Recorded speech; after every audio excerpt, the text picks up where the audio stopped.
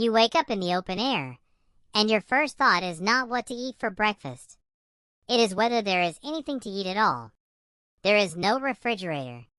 There is no grocery store. For roughly 95% of human history, this was simply Tuesday. You have been told that ancient life was brutal, short, and miserable. You have also been told that modern life is exhausting in its own way, stressful, overstuffed, disconnected. So what if you actually traded places? What if you woke up tomorrow as a hunter-gatherer, with none of the tools you rely on and none of the safety nets you take for granted? Would you survive the day? The honest answer is, probably not, at least not at first.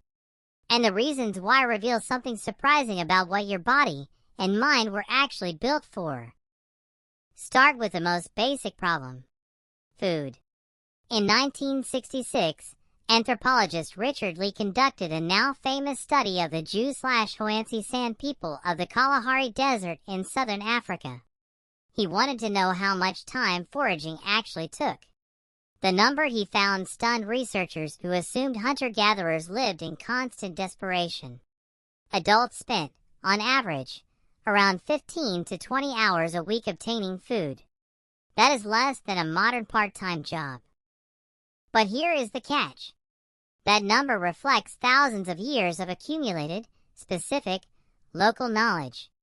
Knowledge of exactly which roots are edible, and which look identical, but will make you violently ill. Knowledge of which tracks in the sand mean a kudu passed an hour ago, and which mean it passed yesterday. Knowledge of where water pools after rain, invisible to anyone who hasn't spent a lifetime reading that landscape. You do not have this knowledge. And without it, that efficient 15 to 20 hours becomes an open-ended, possibly fatal, guessing game. Anthropologist James Sussman, who spent years living among the Jew/Hoansi, has described how this kind of knowledge functions less like a fact you memorize and more like an instinct built from childhood, passed down not through books, but through years of walking beside someone who already knows. Drop a modern person into the Kalahari with no teacher, and the abundance the sand see all around them, on the surface, looks like empty, hostile sand. So picture your first morning. You are hungry already, because there is no pantry to raid. You do not know which plants nearby are food and which are poison. You do not know how to track the animals that could feed you for days.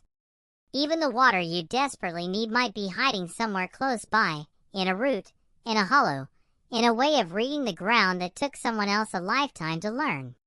Within hours, the gap between hunter-gatherers only work 15 hours a week, and you would only survive 15 hours becomes brutally clear. Then there is the matter of your own body. Modern humans are, on average, weaker in specific ways than you might expect. Not weaker overall, but weaker in the exact skills survival requires.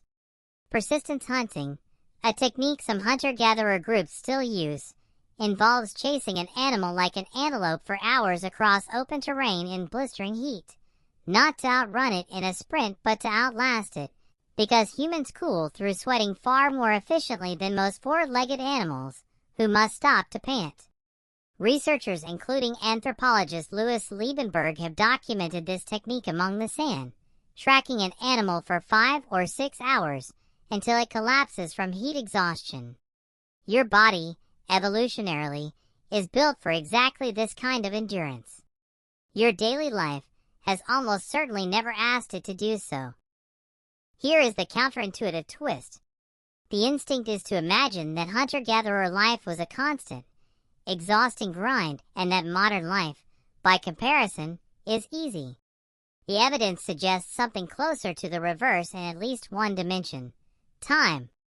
Lee's research, along with later work by anthropologist Marshall Solins, who described foraging societies as, in a sense, the original affluent society, pointed to something modern life quietly erased: abundant unstructured time. Not because ancient life was easy. It was often dangerous and precarious in ways modern life is not. But the daily hours demanded by mere survival were, for many foraging groups, fewer than the hours demanded by a full-time job today. What filled the rest of the time?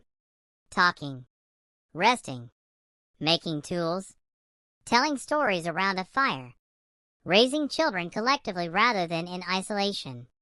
Anthropologist Polly Wiesner, who studied the Jew/Hoansi extensively, documented how storytelling around evening fires served a function beyond entertainment, reinforcing social bonds, resolving tension, and transmitting the accumulated knowledge every child would eventually need to survive.